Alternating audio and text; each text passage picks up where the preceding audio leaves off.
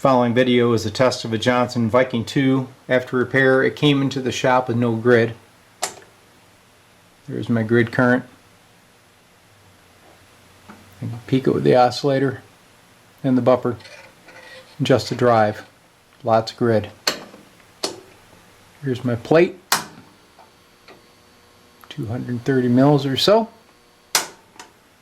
She's working great. Let's take a look at the output and then I'll show you how to reduce that power.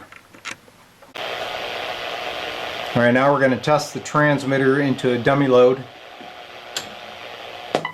There's my plate, grid, modulation. Let's take a listen to the audio. Hello, 1, 2, 3, 4, and 6 TLU testing.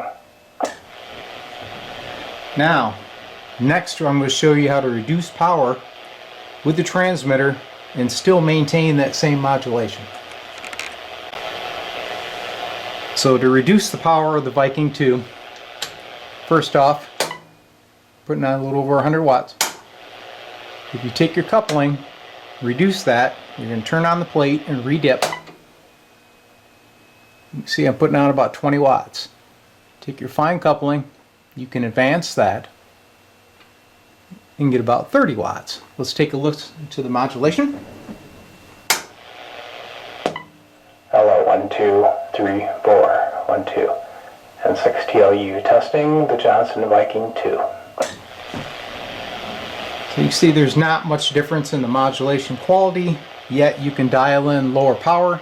If you want to go back to high power, simply take her back up, redip, bring her down, and you're back to putting out 100 watts of power.